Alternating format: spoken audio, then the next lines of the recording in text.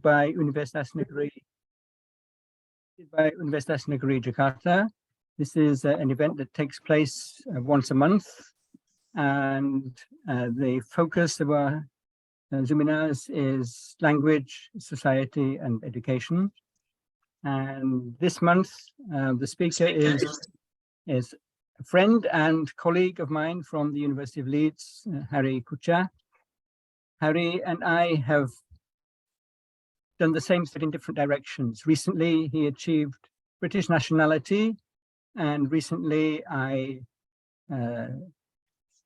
gave up my British nationality and became an Indonesian. So we went in different directions. Okay, that's enough from me. Who is opening the meeting today? Ibu Arita or Pak Dedi? Prof. Dedi. I will. Yeah, Director of Postgraduate. Yeah, Prof. Dedi. Okay, good afternoon, ladies and gentlemen, participant of monthly international seminar hosted by postgraduate of Universitas Negeri Jakarta. This is many times we conducted international seminar related to language, society, and education. Right now, we are proudly and thanks to Professor Harry Kuchah from University of Leeds, the colleagues of Howell Coleman, who will share with us in terms of how English subject matter teach in Rwanda, as I read on your publication. Thanks to technology, because when I search where is Rwanda is, it's about 8,500 kilometers from Jakarta. It takes 9.5 hours by flight from Jakarta to Rwanda. But due to technology, we can learn. Professor Hari will share about what happened in terms of English practice in the basic and secondary school in Rwanda, based on his research, of course. Again, on behalf of Universitas Negeri Jakarta, I would like to appreciate and gratitude to Professor Hari Kuchah, who will share his expertise, his experience on his subject to our international seminar right now. Thank you, Professor Hari Kuchah, and thank you, Howell, and have a nice seminar for all participants. Thank you. Assalamualaikum warahmatullahi wabarakatuh. Thank you, Pak Dedi. Harry, if you can talk for about 40 minutes, and then we have about 15 or 20 minutes for discussion at the end. I'd also like to say a special welcome to a group of Harry's students. I think 25 of Harry's master's students are joining us as well. Compulsory for them, apparently. Okay, Harry, go ahead. Thank you. Thank you. Let me try and get my slides up. Optimize video clip, share sound. Yeah, okay. Right. Hopefully you can see my slides. Can you? Yes, it's clear. All right. Okay.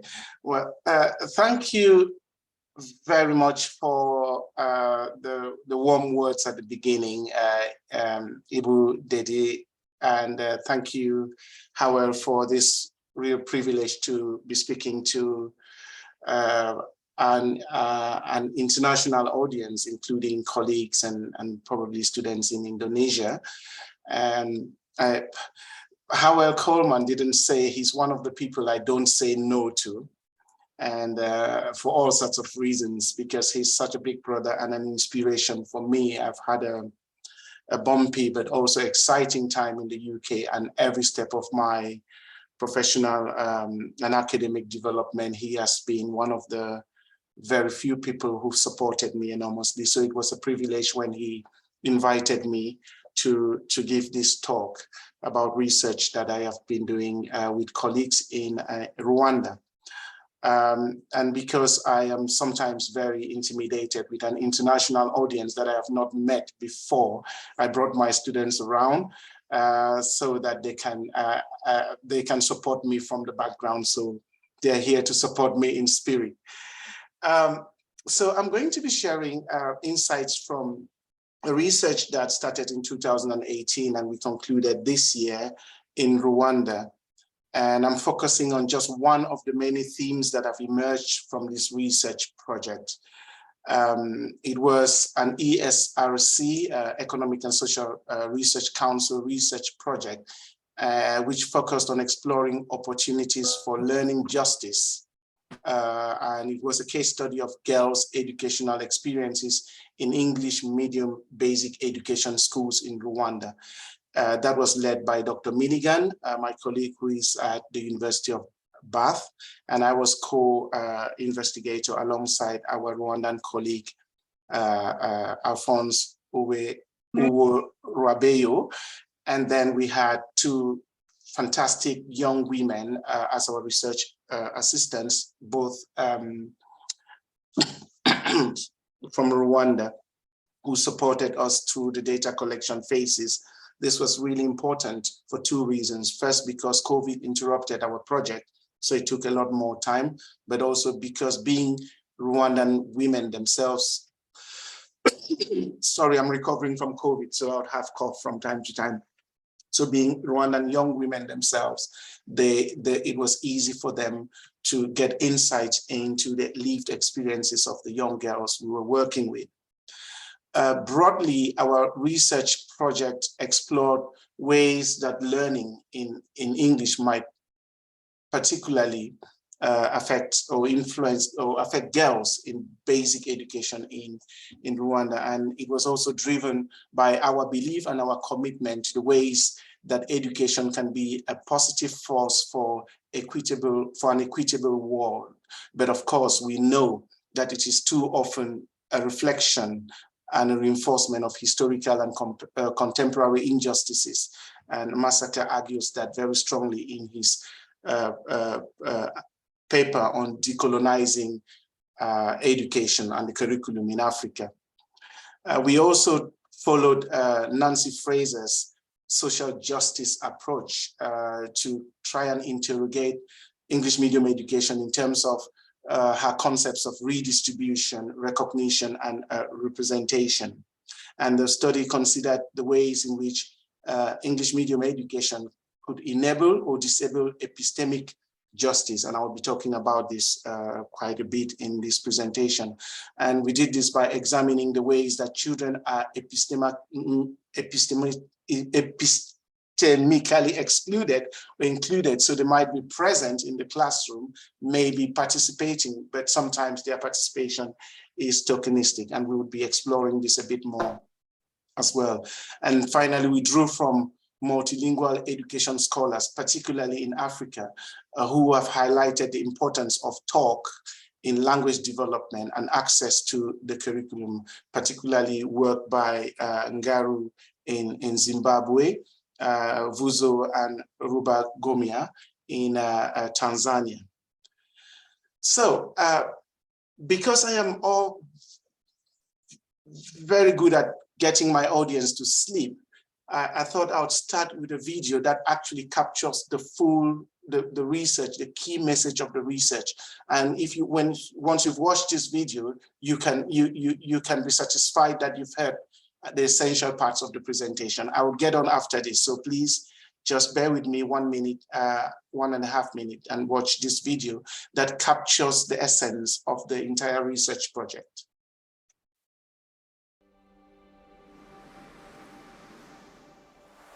Globally, millions of primary and secondary school children learn in a language they don't fully understand.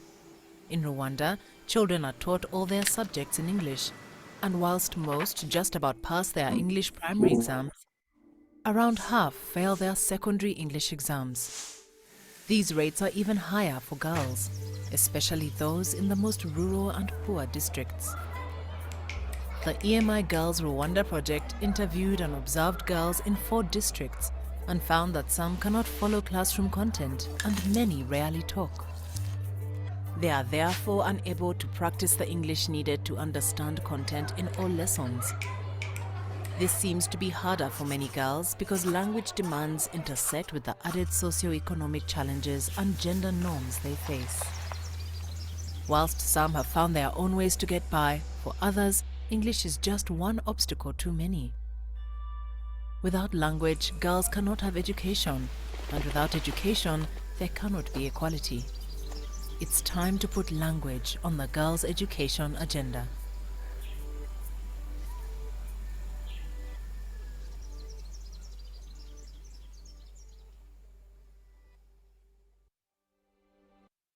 Okay. So why Rwanda and why girls? Well, we particularly were interested in Rwanda because Rwanda is seen in Africa as a success story in many ways, economically, having emerged from a genocide, and also in terms of gender parity rules and regulations in the country. So for example, 30% of the quota, officially 30% of the quota of elected positions go to women. And in some years, it go actually a majority of members of parliament were women in Rwanda. There's also a lot of gender sensitivity in the legislation review in Rwanda. And we notice high enrollment rates of girls in primary schools, 82%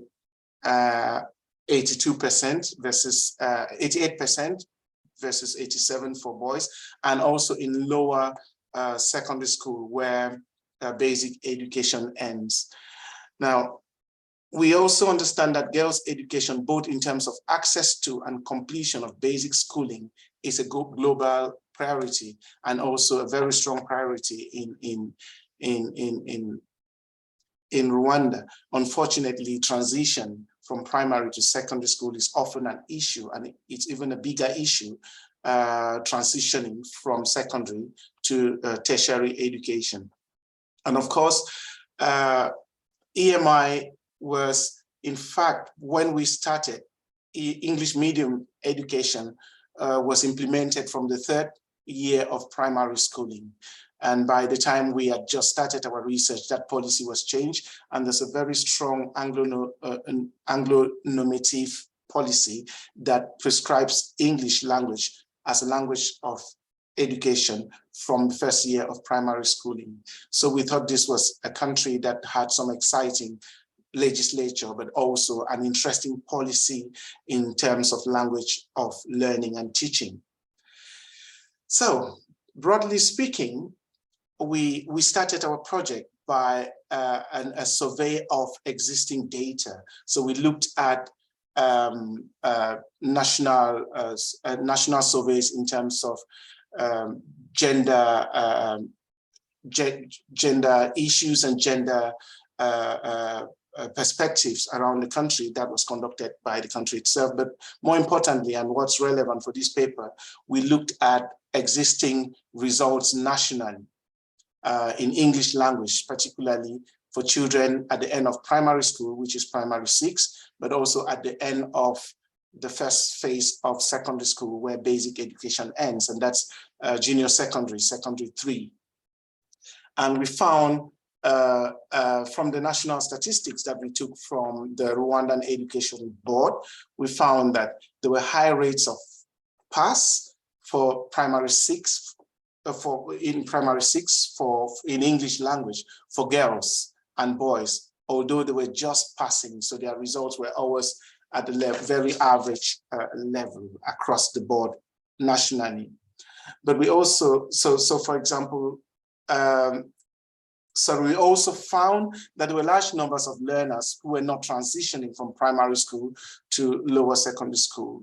And girls and boys their results were broadly comparable, and their enrollment was broadly comparable in primary and in secondary education. Now, in 20 of the 30 districts around the country, more than half of the girls failed, and boys were more likely to get merit and distinction rates at secondary level. So while in primary 6, their results were almost around the same level, in fact, with more girls having a distinction, though it was a very small percentage, more girls having a distinction mark than boys across the country. When it came to secondary 3, girls were lagging behind and more boys were having merits, and boys were generally doing far better than girls in English language. Now, the reason why we focused on English language was on our assumption that if they were good at English language, then they would have, that would facilitate access to the curriculum, which was being transmitted to them in English language. And this led us to ask a number of questions, which then guided us in the next stages of our research. So the next phase was then to engage in a qualitative data generation and analysis. And to do this, we looked at a number of ways of collecting data, and these were greatly modified because of COVID. So we had narrative interviews with 46 girls from primary 6 and secondary 3, okay? And we had dual classroom observations of 8 primary 6 and primary 3 classes in each of the schools. We also interviewed teachers and head teachers in each of the schools in the districts that we focused on.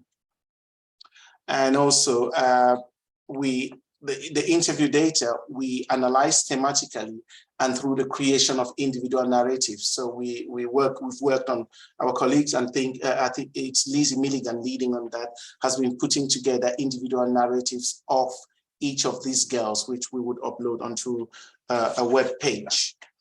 Now, one of the other things we did was actual classroom observation, and we observed these classes and analyzed key moments related to language use and girls' participation in the classroom. And that is what this presentation is going to be focusing mainly about. Now, overall, the findings showed us that there were multiple overlapping burdens at home that girls had and that boys did not have. And that resulted into things like irregular attendance of classes. And these burdens, of course, were mainly household chores, but also pressures from society that comes with maturation because they were beginning to be teenagers. And as a result of all of this, there was very limited time for them as well, for girls for self-study and peer support at home. And also this meant that many of the girls we worked with were either failing or unlikely to transition to the next level of education. Of course, there were also strong girls amongst these girls who were employing different ways of different survival strategies to their education. And this we discuss in a paper that we're working on at the moment. Now, so in looking at the classroom data, which I led on, data from classroom observation, we wanted to focus on a particular conceptual framework, which we adopted from the work of Kiramba, an African scholar. Now, Kiramba's discussion of epistemic exclusion, we focused on this because it provided us with a starting point for exploring the ways in which learning in an unfamiliar language, specifically English, can prevent children from gaining basic curricular content and from participating in talk-based meaning-making activities in the classroom. However, while Kiramba's work discusses some of these ways of exclusion in relation to epistemic exclusion, of course, the term itself isn't quite well explicitly defined. So And we believe that a clear definition and a shared understanding of the concept of epistemic exclusion would enable an analysis of classroom interaction that better illuminates the distinctions between different forms of silencing and their relationship to broader learning processes and also structural inequalities in these classrooms. So, as this image then illustrates, we conceptualized epistemic exclusion in English medium classroom as the process by which children are prevented from accessing new curricular concepts in the language of learning and teaching, in this case, English. The way in which they are given few opportunities for language development, particularly through structured talk, and precluded from sustained engagement in meaning-making activities that require exploration through language. Because language is so central to academic activity, to learning in the classroom, we wanted to look at how language was working and being used and how that either excluded or included learners. Now, simply put, epistemic exclusion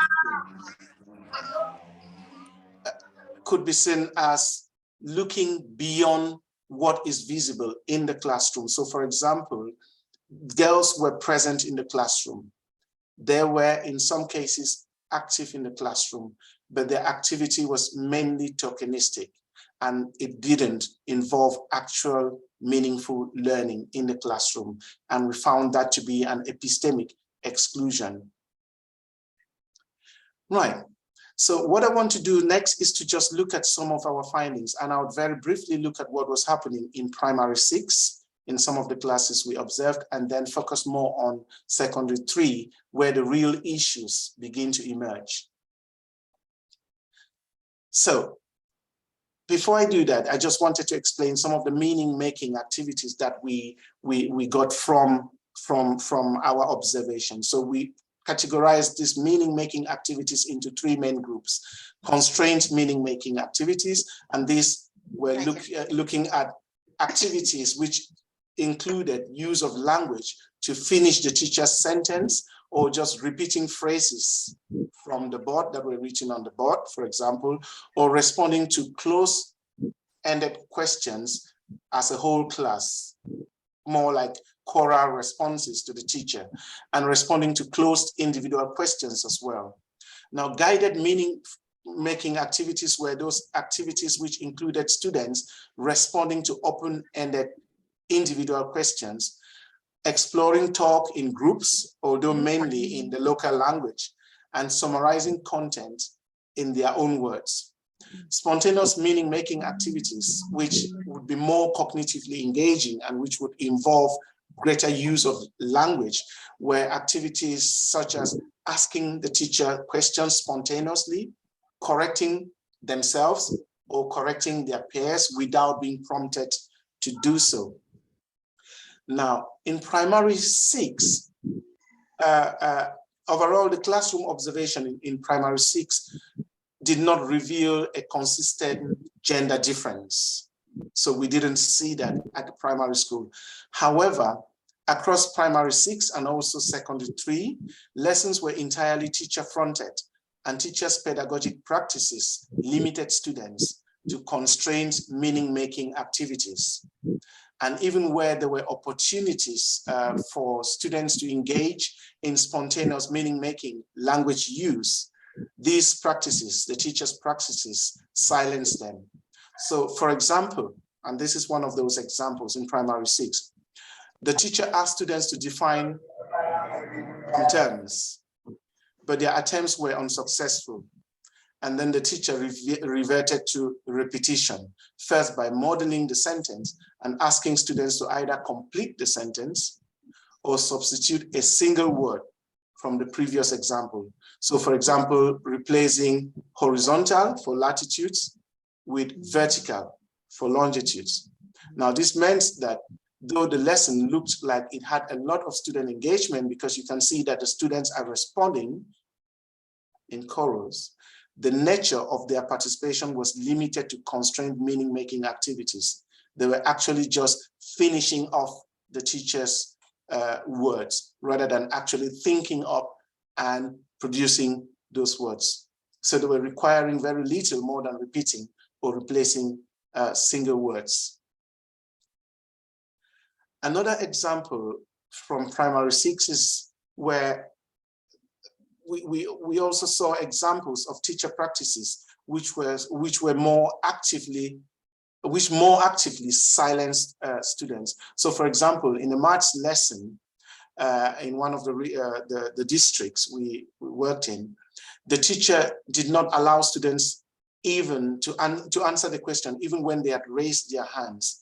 Instead, the teacher preferred to control the responses himself. So he started by asking the question that you can find. The initial question was, think of a number, add 5 to it. The answer is 11. What is the number? And the students all raised their hands, and we could hear them whispering 6. But the teacher did not allow them to do that. The teacher instead stops them and then engages in a process that we see on the screen now, trying to use X and Y and mathematical formulas, probably following the textbook procedures, and ending up with students who were even more confused than they would have been if the teacher had allowed them their spontaneous responses. Now, this excerpt is also an example of the teacher dismissing an incorrect answer and moving to appoint another student. So it's simple, they give the answer and the teacher goes ahead and appoints another learner and simply says no. There's no justification why, there's no explanation as to why the teacher has said no. And so the student sits down without knowing why their answer is wrong. So in a sense, this was silencing the students themselves in the classroom. And we observed this practice very frequently in primary 6 lessons. And there were no attempts in the observed lessons, for example, of teachers giving an illicit or clear explanation why students' answers were correct or wrong.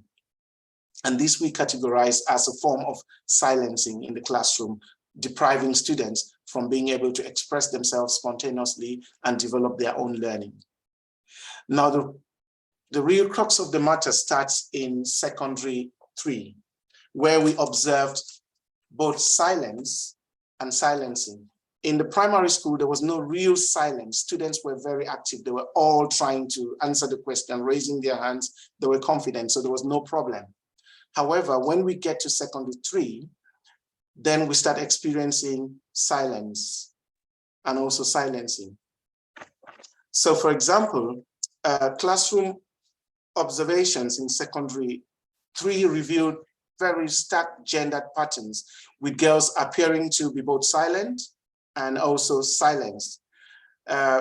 Teachers tended to appoint, for example, only students who raised their hands to respond to questions.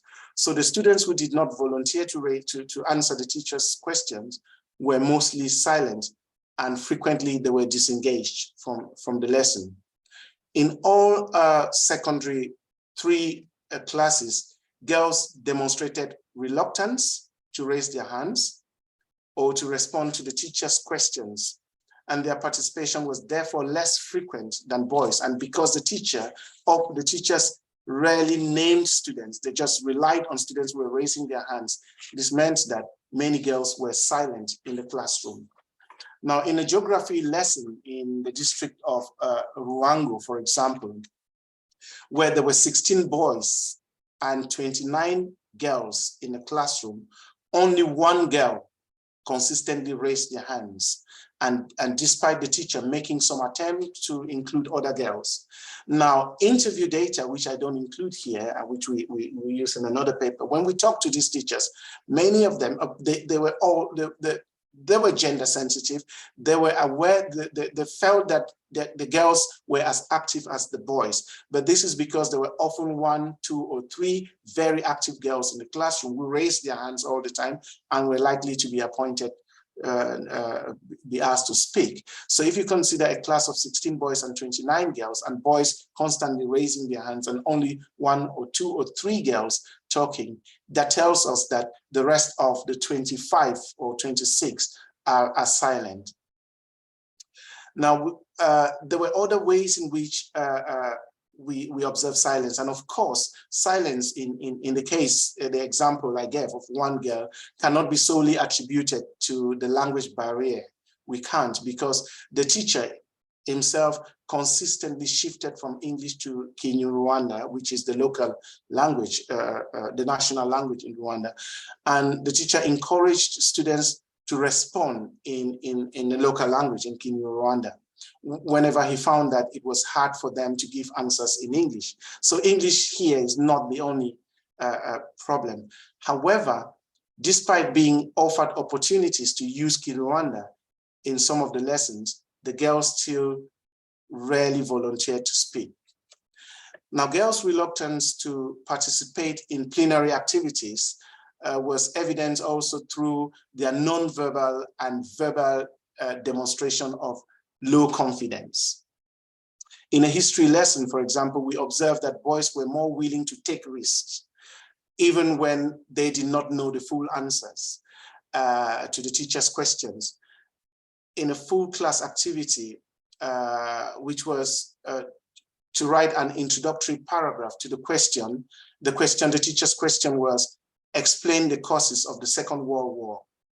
A boy volunteered to come to the board, and even though he did not know the answer, he was expected to do. So I'll read to you here excerpts from our observation notes. So the teacher then models this student, this male student, how he should start the introduction, indicating that he should write. And he starts to do so. He starts to write the causes on the board. He writes, the first thing he writes is the Second World War, and then he stops and turns around and says, was the greatest war in the world. And the teacher responds, the greatest, most destructive war in the world. And then the student goes on to the board and says, right, it took place, and stops. And it stops because the teacher interrupts the student. It is starting and ending when. So the teacher, that's the teacher. The teacher wants the student to mention when it started and when it ended.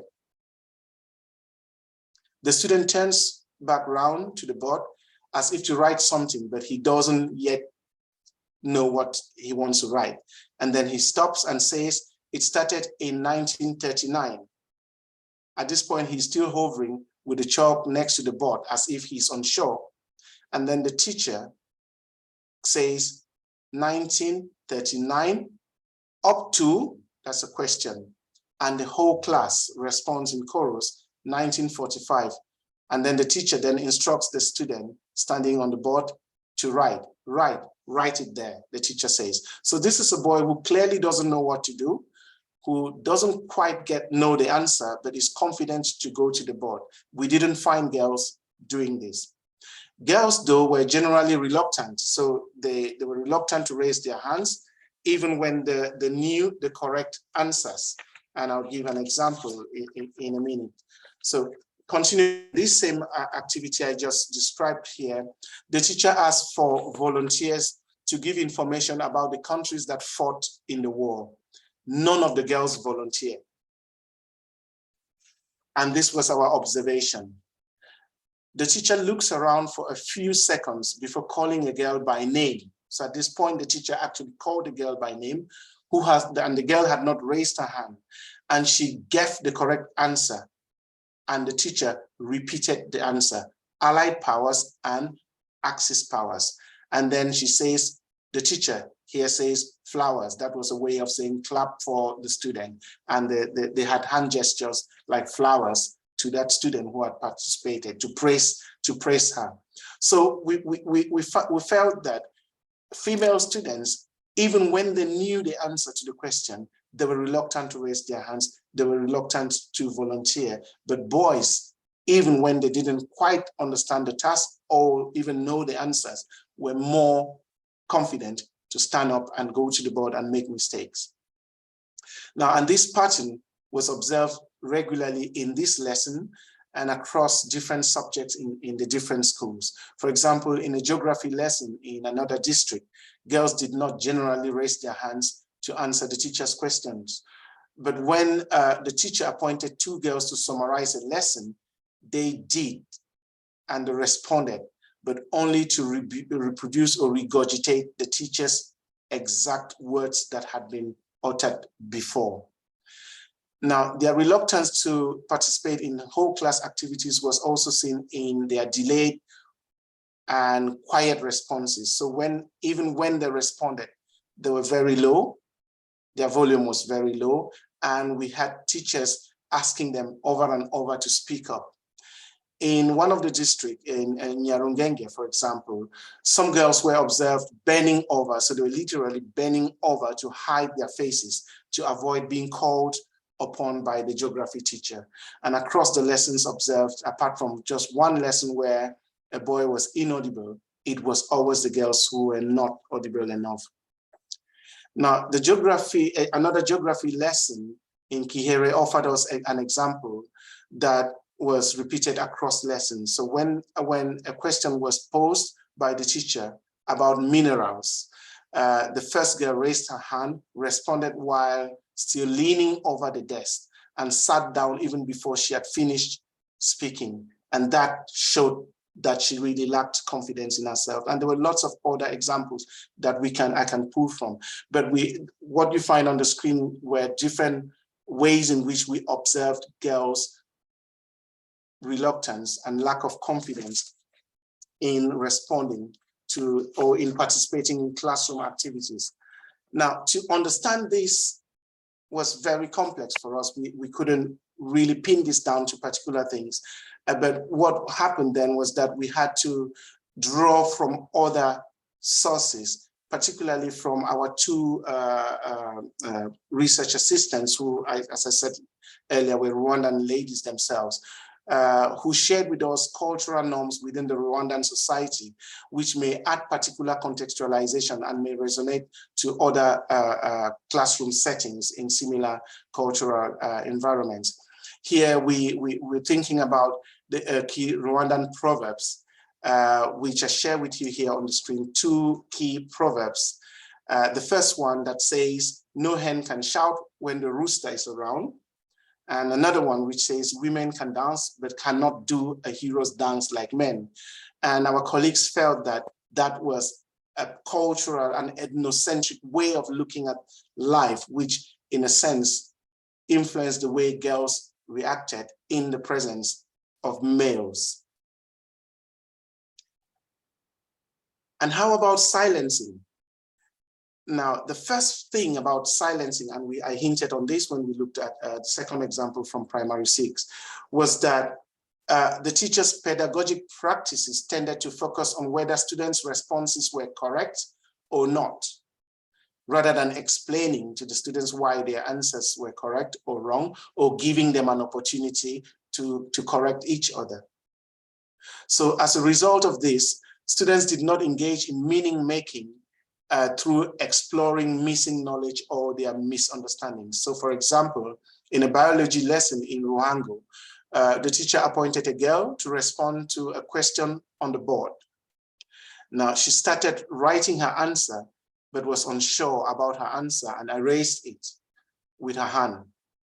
She wrote another answer and was not quite finished when the teacher said, and she called the student by name and said, "Read."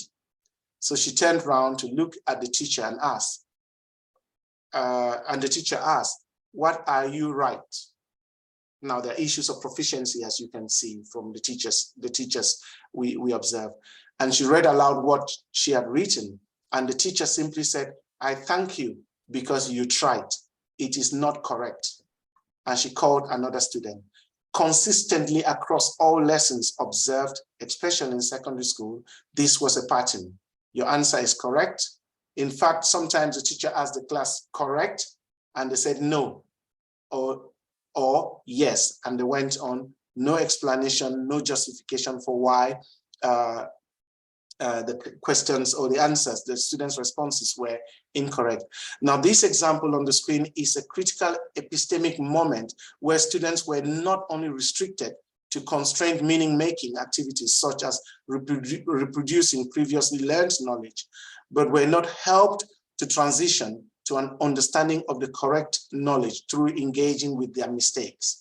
What is more, in classrooms like those we observe, where boys dominate classroom participation despite being in the minority, there is a danger of girls being further silenced by practices like this one. So classroom observations also reviewed wider classroom practices that contributed to silencing girls. For example, although some teachers did make conscious effort to encourage girls to speak, this did not always result in inclusive practice. In a biology lesson, for example, when the teacher explicitly invited girls to speak, it was only after no one had volunteered. So the teacher asked a question to the whole class, nobody volunteered. There was total silence, and that was an indication that the students didn't know the answer. At this point, she goes, girls, where are the girls? I want a girl to speak. And you can see there's giggling amongst the boys, and the girls are all shying. So this attempt at inclusivity comes at a very wrong time and affects the way in which the girls then continue to participate in class, because this then puts them at risk of embarrassment and humiliation for their participation and further alienates them from classroom practice activities. There were also examples of instances where girls were actually interrupted or shushed or silenced in the classroom.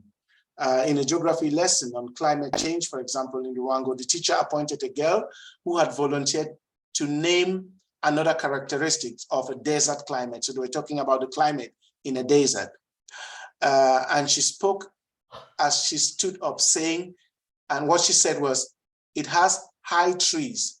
The teacher responded with a raised tone. You could tell that the teacher looked disappointed. Desert climate has trees. And the girl quickly sat down and the girl quickly sat down. Now, in the same lesson, the teacher asked students to explain how climate influences vegetation. A different girl volunteered to answer the question, but she was struggling to explain. So she goes like, climate influences vegetation means the rain will help the plants to grow. And the teacher interrupts her and goes, aha. And then the teacher then just continues to explain and repeat the answer. These are two examples where the teacher frames feedback as if they were blaming or interrupting the girls who were already grappling with wider gendered behavioral expectations and patterns of interactions, which we thought could silence their potential to contribute in the classroom. By contrast, however, we found evidence of promising inclusive practice to support participation of girls. In Nyarungenge district, for example, there was a female geography teacher who asked students to summarize the lesson in their own words. And this offered an opportunity to engage in spontaneous meaning making if they were freely summarizing a lesson using their own words to show how they had processed the knowledge and understood it. Now, a few boys raised their hands in this lesson, and some girls were visibly hiding from the teacher's view. The teacher then loudly said several times, I want a girl now, and picked two girls, seemingly randomly, and asked them to come and complete one after the other to come and complete the task in front of the class. The teacher helped these girls to do this by offering prompts where this was needed and praised them when they had finished. This approach was quite different to the boys who had volunteered for the same task. The boys summarized the lesson more confidently, but were not praised by the teacher. So while the girls were supported, scaffolded through completing the task and praised, the boys were not praised. Now, this example shows that shows the teacher's awareness of a gender gap and her explicit attempt to bridge this gap. It also suggests, I think, that where the teacher is less responsive to the gendered context of learning and its additional support is not offered, girls might remain silent. Now, so in essence, sorry, I can hear some noise in the background. All right. In essence, our study, although I have referred to boys in some instances, our study was not meant to compare boys and girls. We focused mainly on girls. And of course, because we're observing, it was impossible not to notice the boys. And why did we focus on girls only?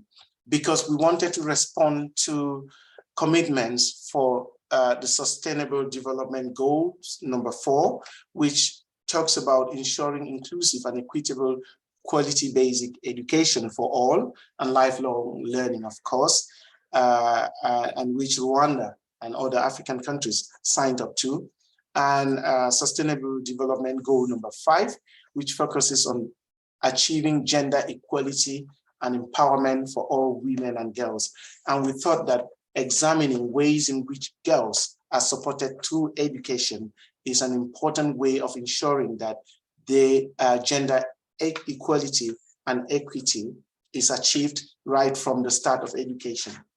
To conclude, therefore, Harry, yeah. sorry to interrupt. Can you finish in about 5 minutes, please? Yes, yeah, I'll finish in 2 minutes. So to conclude, therefore, by focusing on girls' experiences, we do not suggest that the issue of epistemic exclusion in English medium classrooms only impacts girls. In fact, our findings support overwhelming evidence that an unfamiliar language of learning and teaching is an exclusionary mechanism for most learners. While there are certainly many Rwandan boys we know that are silent and epistemically excluded, our research questions and data generation methods did not allow for an in-depth analysis of these boys. So although language of learning and teaching is not the sole barrier to student engagement in meaningful classroom interaction here, we found that it clearly compounds inequality based on gender. For example, the unsystematic attention to turn-taking by the teacher and a heavy reliance on constrained meaning-making activities prevents girls who are already burdened out of school from opportunities to practice English, which is also very essential in supporting their access to curricular content and making meaning in the classroom. And finally, there is a sense in which a lot of this can be traced to teachers' own lack of proficiency in the language itself, their pedagogy, as the work of McCoy in Kenya shows, and other African scholars have shown, I think, Ampia in Ghana.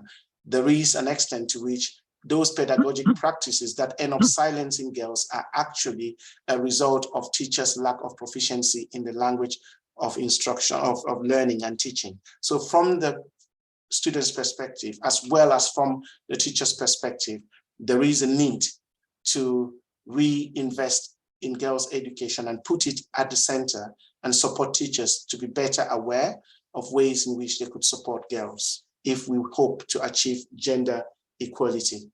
Thank you. Thank you very much, Harry. Really extremely interesting presentation with some fascinating data. And I'm sure we're all noticing things which are familiar to us from other contexts apart from Rwanda. I can see some things that I've observed here and in other parts of the world as well. I can see 3 interesting questions already. The first one is from Professor Fuad from Universitas Pendidikan Indonesia in Bandung. Fuad, would you like to ask your question?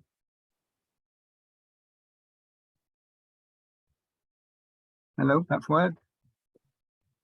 Is he still there? If he's not there, I'll read it. Okay. Right. His question is,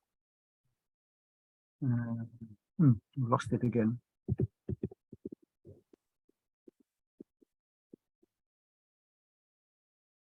Sorry. I think I found it. They want me to read it out. Yeah, please do. My question is not directly linked to the topic of your presentation, but I am curious about this. Is there any concern from language policymakers regarding development and maintenance of the national and local languages in Rwanda? I learned that Kinyarwanda is the national language of Rwanda and the first language of almost the entire population in the country. English was just introduced less than 2 decades ago as the official language, replacing French, right? Yes, that's true. How do you see this multi-language situation in terms of educational achievement of young Rwandans? Right, well, there's a lot of research by Rwandan scholars themselves, and there's a lot of language in education research in Rwanda, and the results are consistent across Rwanda, but also across sub-Saharan Africa, that teaching children in a language other than their home language, their native, their mother tongue, actually affects their cognitive, affective, and psychosocial development. And it kind of puts a barrier between the school and the home, so that parents who do not understand the language of schooling are not able to support their children at home. That's a fact. But of course, language policies are often very political in nature. Unfortunately, language policies are rarely made by linguists. It's often a political issue. And there are the political demographics, Rwanda's own, not too distant history and its connection with France, and the perceptions of English as a language of opportunity as mainly responsible for these policies rather than the research itself. But the evidence are provided here, and evidence across the board shows that this affects students negatively. In fact, the transition to secondary school is extremely low. I can't remember exactly, it's sometimes around 23% of children who transition to secondary school, and language is at the center of all of that. Thank you. Thank you, Harry. The next question comes from, I think, Ibulia. I can't see the name very clearly. I had a message from Pat Fuad saying that he can't unmute himself. So I hope that Ibulia, can you read your question to us? It begins, hello, I want to ask in Indonesia itself. Are you able to ask your question? No, it looks as though people are having a problem unmuting themselves. So the question is, hello, I want to ask, in Indonesia itself, women and children are conditioned to be quiet and subject to existing regulations. This is exacerbated by religious morals that discredit women because women are often objectified. Oh, God, sorry, I've lost the second part of this. Not to mention teachers who still teach in one direction, even in class at college stage. My question is, why this still happens even in college, and how to build that culture that had built and encouraged the honor of the highest structure to be aware of this issue. Moreover, the situation is the orientation of education, what must be questioned, I think.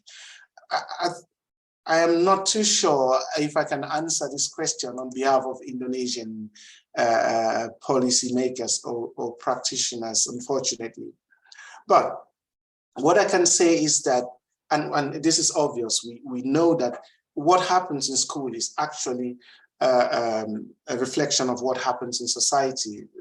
I can't remember who said that the school is a microcosm of the macro whatever system. It's a micro system within that macro system, and what students do in the classroom actually is affected by things they do at home. So if we tell children to be quiet when if we have cultures where we ask young people to be quiet when an elderly person is speaking and never to challenge older people, they go to classroom with that culture, and it becomes difficult for teachers, even with the best intentions, to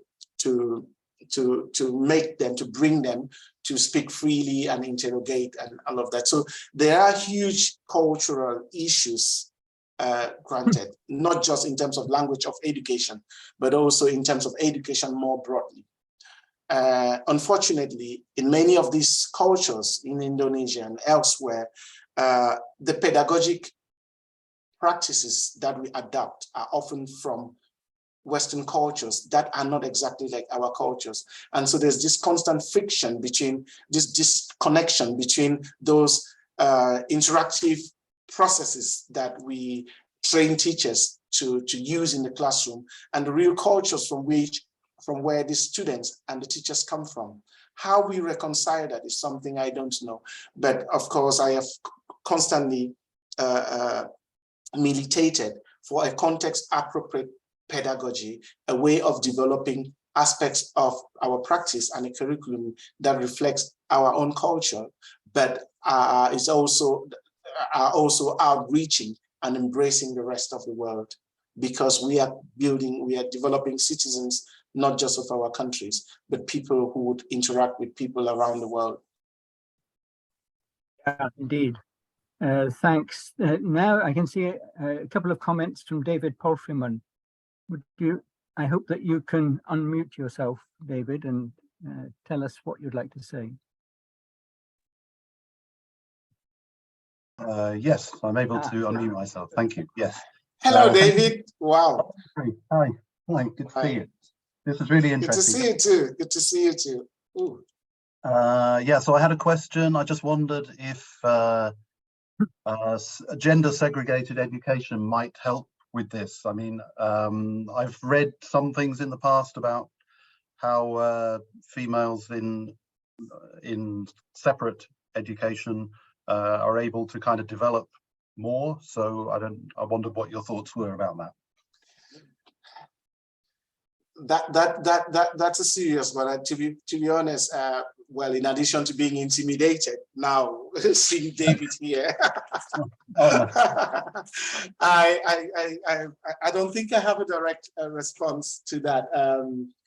I went to a boarding school, a boys-only boarding school, for a very brief period myself, and my parents said all I learned there was stubbornness, and I ended up being named a stroker, abandoning my room, sleeping in the mountains, stealing pineapples from farms with friends, and being dismissed.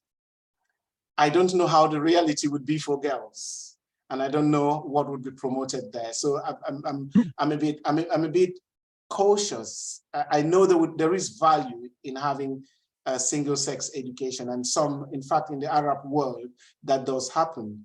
And there's no doubt that we've got really strong Arab women in important places and in the field as well. But there are also social constraints. Who are we creating? What kind of individuals are we creating for the future? How do we want them to look at each other? And I believe that there is no better way of learning to respect each other than being with each other and trying to understand each other's reality. And that doesn't quite happen when boys and girls are segregated. Of course, there will be value in having, there will be cognitive and affective value in having boys and girls separately, but there is also that bigger picture of a society where people respect each other mutually by experiencing each other's experiences and learning to support and tolerate and accommodate and adapt others' experiences, and that comes with both boys and girls together. So for me, I think there's a bigger policy issue, which is related to how those wonderful policies, especially in Rwanda, because they really do. That's the first country I went to and found that girls were really supported in terms of their physiological needs. So the schools I visited had sanitary provision for girls. So girls would not leave school because they were on their menstrues, for example. Whereas when I went to secondary school, girls were literally laughed at if they were on their menses, and many naive young women didn't even notice. So it stained their uniform and boys booed them, and many young women left school because of that. So educating the boys to support, to understand, accommodate, and engage with girls constructively, for me, is very important. To come back, David, on that? No, that all sounds really good. I mean, I agree with what Harry was saying there. Yeah, definitely. I mean, I teach in a single gender university situation, female students, and they seem to do quite well there. But maybe it's just postponing the problem until later. Yeah. So yeah, really interesting. Maybe. Thanks. Now there's a comment from Musna. Ibu Musna. Yep. Hello. Yeah. Oh yeah. Hello. Hi. Hi. Thank you very Oh, much. Dave, yeah. Yeah, I'm Musna and I'm from Mauritius. The question I had Hello, for Musna. you, Dr. Kuchah, is the boys in S3 seem to be performing relatively well compared to the girls, but still relatively well, despite the fact that English is a language of teaching and learning. So the role of English as a barrier to educational performance, don't you think that needs to be reconsidered and rethought? Because it seems to me that a lot of blame has been put on English rather than other factors. Thank you very much. Yeah, that's a really, really important, interesting and important question, I would say. Yes, the boys are performing much better, far better than the girls.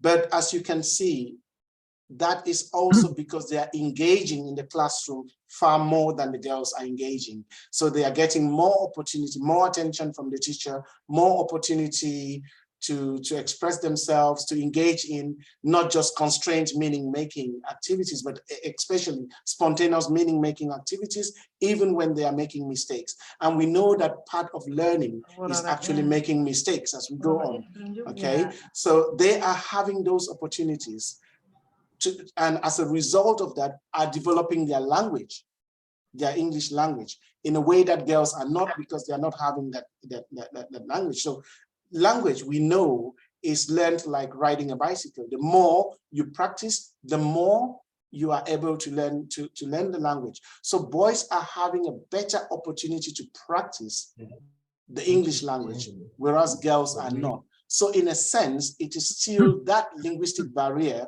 There's still a sense in which that linguistic barrier is affecting girls. Secondly, I just mentioned at the end, and that's something we didn't focus a lot on, research on language proficiency, teacher language proficiency, certainly, and their pedagogic practices. It is mainly because the teachers themselves are struggling with the language, which is English, that their pedagogic practices then limit the range of activities they can engage in. So both ways, English is still at the center of the problem, and we cannot completely exclude it from the, granted, there are many other problems, additional burdens that girls have in school or out, especially out of school, but English is still at the center of that. Thank you. Thank you very much. This must be the last question from Momo. Oh. Hello, Momo. Do you want to read your question? That's that's the boss. She's my MA class representative. Hello, Momo. Okay. Yeah. Thank you, Henry. Because I'm not sure about the social background of this research. So based on the observations in this research, I just raise up this question or this thinking, like I had a sense that teachers' languages seems to be not very patient to offer enough encouragement when the girls responding in their classes. So is this a possible factor that you have considered about which contributes to girls silencing in the class? Right, right.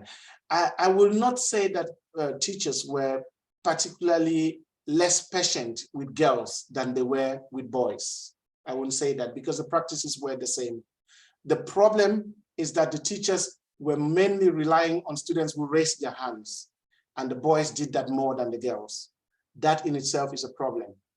So in a sense, they were not encouraging girls. But of course, I did give this one example, which we found of a teacher insisting that she wanted a girl and actually supporting, scaffolding these girls through the response that they were giving. So, but also there were other things, and these teachers have been trained on gender sensitive approaches, so they are quite aware that they need to be gender balanced. But even with their good intentions, I also gave the example of a teacher who really wanted to encourage girls, but the timing was very poor because they had asked the question and nobody knew the answer. And then they appointed a girl, thus spotlighting, putting the girls on the spotlight in a situation that was clearly a difficult one for the rest of the class. So little things like that with good intentions of promoting gender, promoting girls, encouraging girls, could actually be counterproductive to the students, to the girls themselves. Okay, thank you. Thanks very much, Harry.